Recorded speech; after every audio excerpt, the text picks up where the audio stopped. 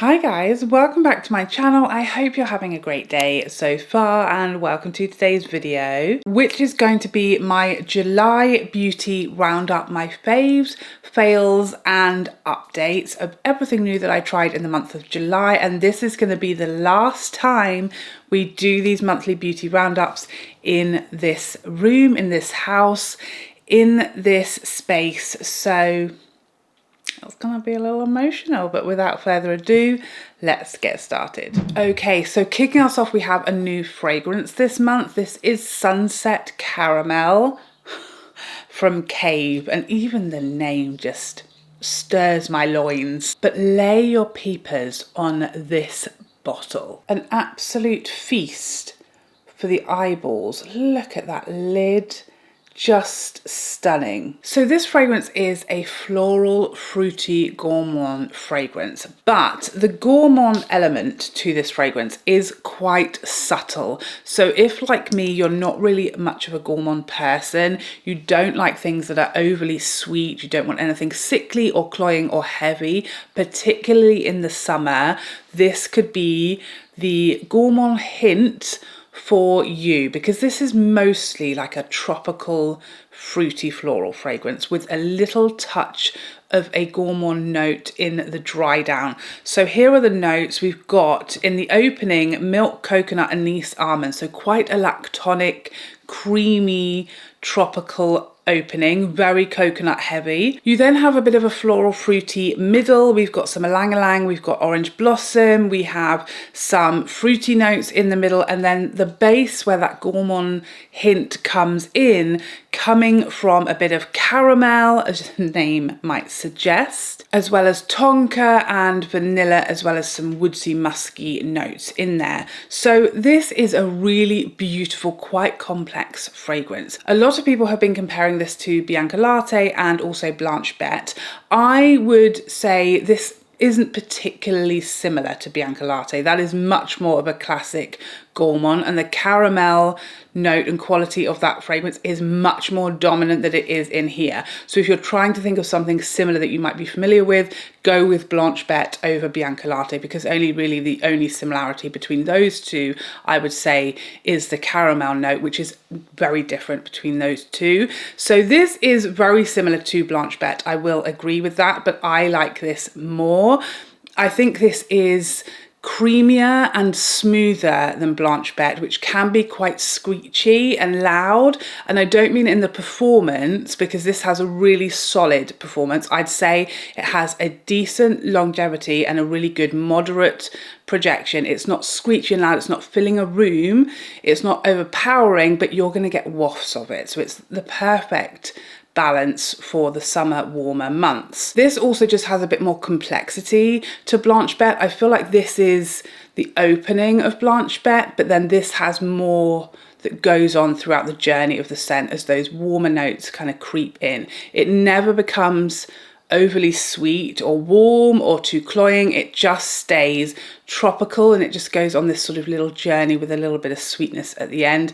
It's stunning, as beautiful as the bottle, and I've been absolutely loving it. It's the perfect summer scent. You've got the sort of coconutty florals and some fruity juicy notes in the middle, and then also a little bit of warmth that sort of reminds me of like a sunset on a stunning beach on a deserted island somewhere. Perfect holiday fragrance. So next up, let's talk about this Shiseido reformulation of their Synchro Skin Self Refreshing. Now, I did do a side-by-side with the reformulated version and the original OG formula in my last Makeup and Movies episode, and I like this foundation. Unfortunately, I do prefer, as we say so often, the OG formula. As I suspected, I do find this reformulated version to be a bit more matte. Now, the OG is a really good solid foundation, but it's not my absolute favorite. I prefer the Radiant Lifting foundation from Shiseido because it has that extra glow that my heart desires. So if you're a glowy girl, I would go with the Radiant Lifting over the Synchro Skin. This new version, I think if like the Synchro Skin Self Refreshing is your OG, is your holy grail, I think you'll be absolutely fine with the reformulation, and you may even prefer it, because this is a very solid full coverage, quite a sort of natural matte finish, I would say, really long wearing, really good at controlling oil and very flawless. I do prefer that we have this pull off cap now with the pump rather than the original which had the twist and pump. It just feels cleaner, it stays less messy, and it feels more secure if you were going to travel with it. I also think the slight hint of a shade difference I prefer in the reformulation. I think the undertone feels a bit more natural to me, so that is always good that we've had a tweak of some undertones in my opinion. But a really good foundation, strong, very long wearing, just not my cup of tea in the finish, a little too matte for me, but I think it's a great foundation. It always was, and I think if you love the original and that's your kind of finish, then you probably will be really, really happy with this. It's going to be great for oilier skin types as well. Next up, I picked up a new shade, one of the new shades of Kosas blush. This month, this is Wavelength. So if you remember, I did try these blushes before and I really wanted to love them. I was really excited, but I got the shade Dreamland. I think that's the right shade. And it just was not working for my skin tone. Basically, these are very glowy blushes. So they have like a base color and then almost like a shifting sort of top coat, if you will, with the sheen. The sheen is like a sort of more goldy sheen in that particular shade. And I just found it looked ashy on my skin. It was the base color of that shade. There was something that just wasn't working for my undertone or my skin tone, and it maybe was too light for me. And it just, at certain angles, was really looking quite grey and odd. So I was really sad because I wanted to love them so much. So I decided to give it another go, and this shade is much better for me. Just a stunning, glowy, gorgeous peachy tone, really pretty on the skin. There she is there with a heavy swatch and a more realistic blended swatch. Beautiful glow there, not too sparkly or shimmery or glittery, just gorgeously luminous. And I don't know if you'll be able to tell on camera, but when you look at the heavy swatch, it looks, you know, just very coral. And then when you look at the blended swatch, you get a lot more gold from like the pearls as you buff it into the skin, which is what caused me a problem with the original shade that I had. But in this shade, with it being that bit richer, I think, it's fine, and I just get a gorgeous glowy cheek. So I'm much happier with that shade. So let's move on to this Lancome skin tint. This is the Fresh Glow Tinted Serum.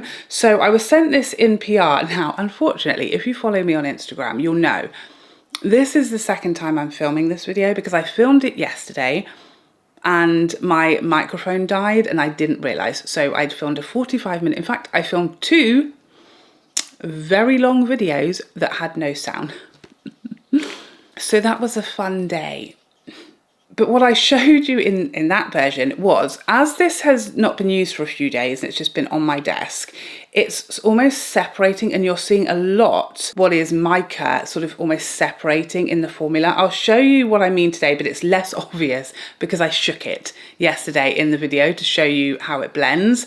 So I don't know if you'll be able to see it on camera, but it was a lot more noticeable yesterday. So I'm hoping you can see, just like, is it just down here where all that mica is sort of gathering there?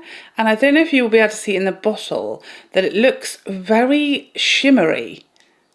And I wasn't really sure when this first arrived whether that was the packaging or the product. But as per yesterday, I gave this a good shake, and that sort of gathering of like the white that you see in foundations, the Estee Lauder Futurist also does this really badly, but that's SPF. I think you really have to shake this up well.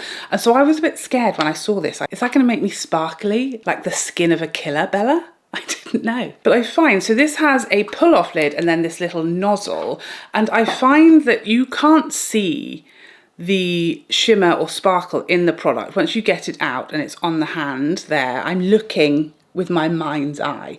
I can't see any shimmer or sparkle. By the way, the shade is perfect. I got 28N and it's spot on, so that if you are my shade twin, that is the shade to go for. So I like this skin tint.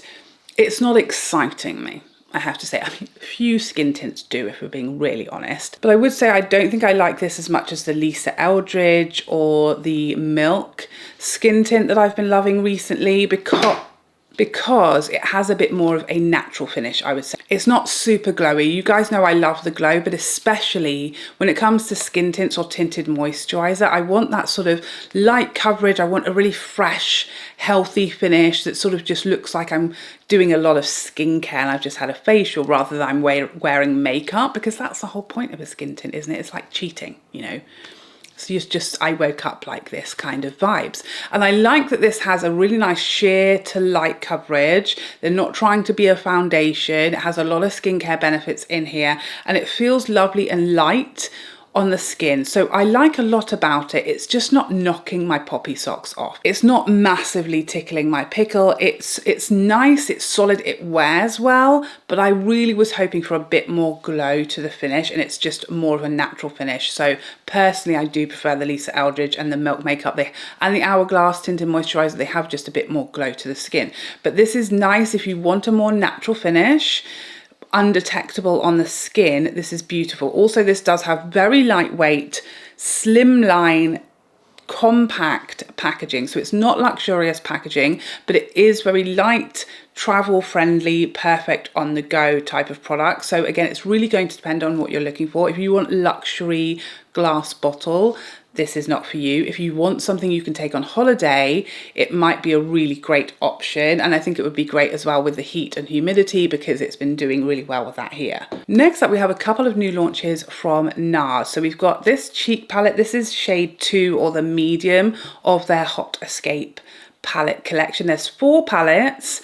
This is the second. So I did use the highlighter in here in my makeup and movies video, because this highlighter is one of the new single highlighters, as well as being in this palette. They've taken all of their new highlighters from their singles and they've put them in here. This one particularly is called Electra. That's the shade of the highlighter.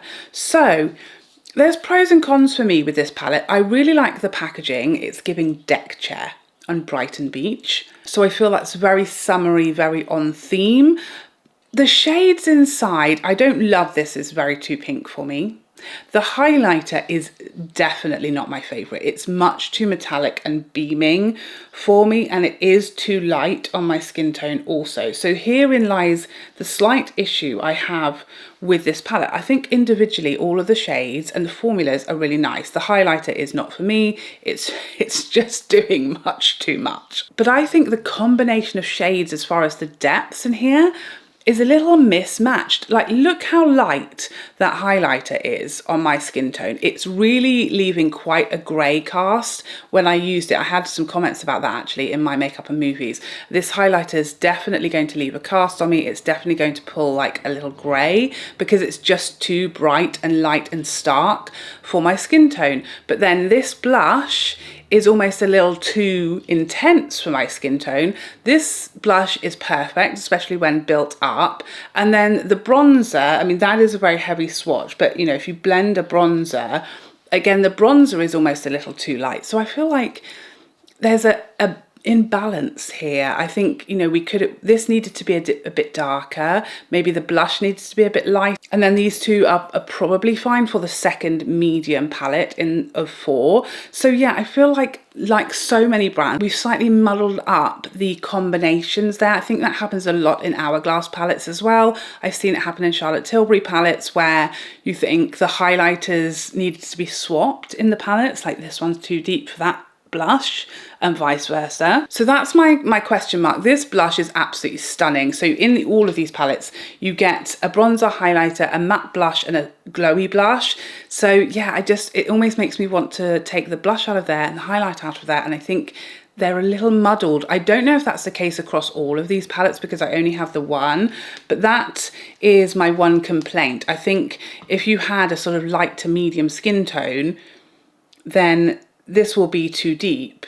If you have a medium skin tone, this is going to be too light. Like for me, if you have a deeper skin tone, these are going to be too light and the blush will work for you. Do you see what I'm saying? Given that we had 4 options, I'm not sure they quite are working cohesively as like a colour story for this skin tone that they're targeting.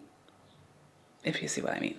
I've run out of skincare wipes, so I'm having to use my Sonia G towel, and I'm just like basically wiping my skin off in between swatches. What a time to be alive. And then we have these new shades of the shadow sticks, the eyeshadow sticks from Nars. I have one left, okay? These have been very popular in this house. I gave some to my mum, my sister, and my daughter, and all of them love them because these are just so easy to use. You just scribble them on and you're good to go. This is the one shade I have left in my possession, which is Living Sin. That's the Nars palette still. So this is Living Sin, a really nice everyday sort of taupey shade. All of the shades that I was sent are the like shimmer finish. So I'm not an eyeshadow stick person. I just don't enjoy using them or like the process of an eyeshadow stick, although I will be about to make an exception to that rule. If you just hold on a moment, bear with. It's hot in here today.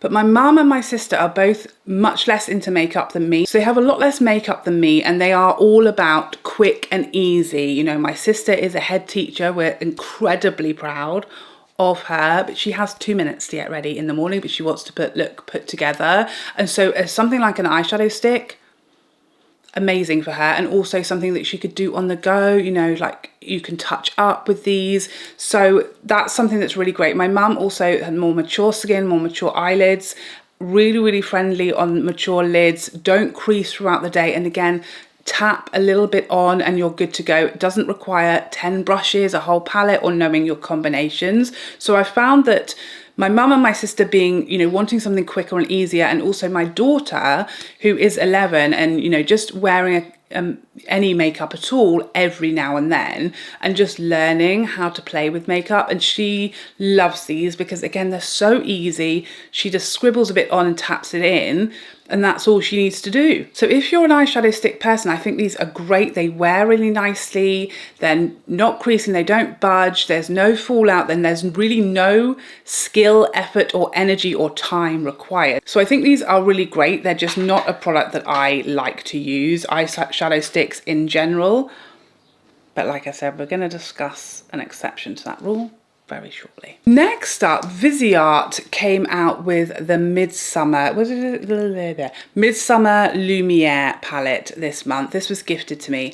I love this palette. I use this also in my makeup and movies video if you want to see it in action. This, I think, might be my favourite ever palette from Viseart, because I think the shimmers in here are a little more punchy than Viseart typically give us. I think Viseart's mattes are always exceptional, so smooth and silky and buildable and effortless. And I do think they also are very good at doing like tones of mattes. They're just always so easy to make combinations. They work together so beautifully. But I do sometimes find the shimmers are just not as impactful as I personally would love them to be. They're a little softer typically, but this palette has some stunning shimmers, really stunning, beautiful, impactful shimmers that are quite unique, and they don't have, you know, a load that are the same. They've got some really nice like shifting shimmers in there, absolutely beautiful. It's a really gorgeous, very wearable, usable, effortless everyday palette. Very easy to come up with combos. You can wear this all day, every day. We've also got some nice rich shades, so you can sort of smoke things up if you want to use this for evening. So I think it's very versatile. Obviously, it's not something crazy different to what we already own, but if you want a really easygoing, effortless, everyday palette that requires zero thought, really stunning formulas, this is a great little palette. I do really wish we had mirrors in Viseart palettes. That's literally my one complaint, because I need a mirror. Guys, this is what it's come to. I've had to go and get a flash wipe, a cleaning wipe, because I literally can't get all of this eyeshadow off my hand with my Sonia G cloth. This is what we've come to, but you know, we have 2 more days in this house. I'm not going shopping now, forget about it. I am perspiring. Okay, so I hinted to you earlier about these little numbers. Let me tell you about the Danessa Myricks Colorfix sticks. As if she's given us a free poem in there. Like, these weren't enough. There's just the gift that keeps on giving. So I spoke about these, I forget where. I know. I posted on my Instagram stories. Hello. Little party going on over here. Sorry, I got distracted with the magnets. Focus. I have been wanting to get more involved with Danessa Myricks for many, many moons now, and typically her eyeshadow palettes are a bit daunting to me because I am a boring basic lady and stick typically to neutrals and the colour stories that I feel safe, my little cozy comfort zone. And Danessa's wild. She's doing crazy, exciting, colourful colour stories that intimidate me and I feel not ill-equipped to use effectively. So when I saw these sticks, I initially saw these on the Lipstick Lesbians page. They did swatches of all of the shades of these and I thought, be still my beating heart, give me these now. So I ordered shade number 6 initially. That looked like the most sort of neutral everyday, a little taupey combo, if you will, and I used it and instantly ordered another one. Okay, these are unbelievable. Let's start off with the component, the packaging, and all of the genius about this product and the way that it's presented. So if you hadn't noticed from earlier, they are magnetic, sometimes friends, sometimes not friends. So, you know, just bear that in mind. Sometimes they want to hang out, sometimes they have a fight, depending on which way round you've put them. So bear that in mind, that's just something fun for the kids. So these have 2 ends, one metallic end and one foil end. So there's nothing matte in here. There's like a metallic that is a typical metallic finish, and then there's a foil, which is the finish of the gods. It looks like it's come from another planet and you can combine the two. You also, these are refillable and they are interchangeable. So if you just want 2 foils or 2 metallics, or you like one shade from one stick and then one from another, you can mix and match. And also she's put the numbers, this is how much she loves us, on the bottom of the pull-out stick so that you can mix and match them, but you won't forget where they came from, their roots, if you will. All these little touches, I just love it for us. You also have this little band of colour so that you can see without taking the caps off which is which. And then inside you have this little pull-off cap, which I think people have told me about 400 times at this point. Danessa has apparently said that you can discard that, but I'm not going to because I just want to keep them as airtight as possible, and there's your product there. So please don't comment again that I can get rid of these and that Danessa said so. I know, I think I've been told 1 billion times at this point, but I just want to, okay? Let me allow it. So shade 6, we have the metallic, which is that stunning taupey metallic, and then the foil, which is like almost a bit peachy, of a champagne. So how I use this is I like to use the metallic and I literally would just put a little bit on the mobile lid and maybe blend a little bit into the crease, and then I'll go towards the front of my eye, like this front portion, with the foil. It is 2 seconds. 2 seconds of your time and energy and you will have the most stunning, impactful eyeshadow look you've ever had in all your days. They are so easy to use, stunning. The combo just works so beautifully together. These are going to be game changing for like traveling with minimal makeup.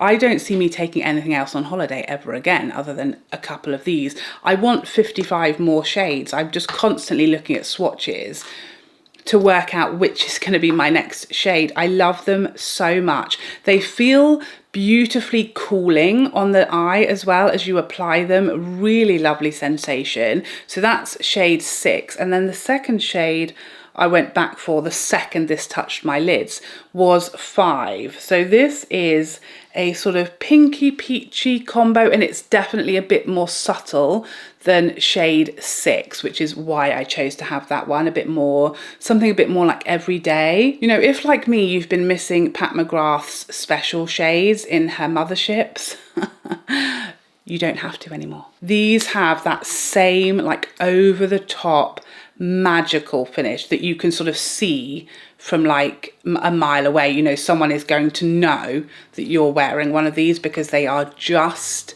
so special. So this is shade 6, this combo here, and then this is shade 5, this combo here. Absolutely stunning. As I said in my Weebie, if you watched that when I spoke about these, I think they're like the launch of the year so far. So innovative, so well done, and incredible on the eyes. So stunning and unique and special. I'm in love with them. I'll take 10 of each. Okay, and then we had a plethora, if you will, of lip products this month. 5, if you allow me a moment to count, 5 new formulas this month. So let's talk about it. First of all, these Valentino spiky balms. So this is the shade 400A, it's the orange. I have, by the way, done a video on all of these lip products, trying them all on the lips and swatches and ranking. If you missed it, you can see all of these and all of their shades in that video. So these are a nice, slightly tinted balm, bit subtle with the color, really nice, comfortable feeling on the lips, very lightweight. I do like this packaging. What I don't like about these is they're very delicate. So even if you're gentle as you're applying them, they're sort of melting and squishing down. And then when you come to twist the bullet back up, you cut off a bit of the product on the edge of the bullet. So as I said in that lip roundup video, if, you know, a balm for me, tinted lip balms are sort of live in your handbag type of product. You know, you want to apply it on the go several times a day. I feel like if these live in your handbag and you're really using them heavily, they're going to just dissolve into such a mess that I don't know what's happening. So I like some things about them, but I just don't think that they are going to stand up, especially to like heat in the summer. I think you might open it to a puddle in your handbag. They just seem too delicate for sort of heavy use to me. So, and you know, it's not the hottest country here. So if you're living in Vegas and you're getting this out a few times a day, I just think it's going to be a melty mess. So bear that in mind. They are nice on the lips. They have a nice shiny finish, nice subtle amount of color, but they just aren't hardy enough. Next up, we have the Prada Banana Balm, very controversial little number. So this was sent to me and I had some confusion if you watched my lip video, because everyone kept asking me, oh, is it scented and tasting like a banana? And I was telling everyone no, and I stand by that, okay? But then I found out that Prada in their description are saying that this is scented with a banana inspired scent. Now, if what you mean by that, Prada, is that someone was eating a banana and they were inspired to create a totally different scent for this lip balm, then I understand you. But if you're trying to say that this in any way, shape or form smells like banana, I think you're drunk. Or perhaps you've gone nose blind, I don't know, but it doesn't smell like banana to me whatsoever. But I have to inform you that Prada are trying to say that it does. So, you know, who do you believe? I don't know, you decide. So this has a barely there sort of golden sheen to it. I guess if you imagine rubbing a banana on your lips, would you get a similar effect? Don't try it, that sounds disgusting, okay? That's just the way my mind works, I can only apologise. So even less colour than the Valentino, and it's really just a little hint of a golden sheen. Feels nice on the lips, light, not especially hydrating or nourishing, not long wearing, real just a little bit of touch of something, but it does look quite pretty on the lips. Again, if you want to see these on my lips, check out my lip roundup video. It's okay. I don't think I'd tell you to run out and buy it, especially not if you're buying it because you think it's going to smell and taste like bananas, because you will be disappointed. Next up, oh, I shouted, so sorry about it. Next up, I picked up this limited edition packaged shade of lipstick from Gucci because I have never tried this formula before. This is their sort of skinny, almost like balmy formula of lipstick. This is in the shade they met in Argentina. This is going to be a big step up in opacity to the formulas we've spoken about so far, but it still is quite a nice medium opacity, quite subtle, gorgeous sheen. They feel lovely on the lips, really, really beautiful. This is not a limited edition or a new shade, it's just limited edition packaging. I just wanted to try this formula because I never have, and I'm really glad I did. It's a similar sort of formula to the Dior Addicts, you know, that sort of very shiny, sheer but buildable up to this level of opacity, really comfortable and light on the lips, and I really like it, not as much as the Dior Addicts before anyone asks, but it's a really nice formula nonetheless. Next up, the lip formula I'm wearing today. This is one of the Lancome Juicy Treat glosses, and let me tell you, they are juicy and they're a treat. This is the shade 33, and these are a gloss with a nice amount of pigment. There is like varying pigment across the shades. This is shade 33. Again, in my lip roundup video, you can see the other shades that I have. Fair warning, these have a very mild menthol effect. So they smell like mint humbugs and they have a slight cooling sensation. Nothing I would even describe as a tingling, let alone a burning. It's very mild, very subtle, but if you hate that smell and taste and sensation, it's in there, so bear that in mind. These are lovely. They feel delightful on the lips, so hydrating, really silky and soft, and the doe foot is the biggest treat of your life. You feel like you're having some kind of lip massage. Very gentle and delicate on the lips, really nice amount of pigment, and they just feel lovely and luscious, and I do love a mint humbug scent, I can't lie to you. But I think my favourite lip launch of July has to go to these Charlotte Tilbury Unreal lips. I've been loving these. They have such a nice amount of pigment. They're very hard to swatch, so forgive me that I'm doing a terrible job, because these are a lip oil, which is a nightmare to swatch at the best of times. But this is the Cherry Glaze shade. These smell divine. Every one of these shades smells like the name. So Cherry Glaze smells like cherry. I also picked up the Fig shade, which smells like heaven. That is my favorite. It's in my handbag, which is why she couldn't appear here today, but I've been wearing it non-stop. They feel amazing on the lips. They feel quite similar actually to the Juicy Treat, and they have a similar finish. The Charlotte Tilbury are a bit more like a jelly shine. I'll give you a close-up in a second, but these are a bit more of that jelly, juicy finish, and the Lancome is a bit more of a classic gloss finish. Really comfortable, lightweight, gorgeous, but the scent is just what really sets these apart, because they're stunning. It smells so beautiful. I just want to, and maybe eat one, but you shouldn't. It would be bad for you. A lot of people really hate the packaging because it is a bit more sort of fun and youthful as opposed to like luxurious and heavyweight, but you get 14 mils in here, and these are one of Charlotte Tilbury's most affordable products. The Lancome, for comparison, is 8.5 mils, so you're getting a huge amount of product at a really low price point for Charlotte Tilbury. So I am not cross about the packaging. I feel like for a sort of treat, a lip treat type of product, being a lip oil, it's fine, it's fun, very summery, so I don't mind it, but I know a lot of people would have preferred something a bit more sophisticated perhaps. So here are the swatches. Prada, you can barely see, the Valentino, Gucci, Lancome and Charlotte Tilbury.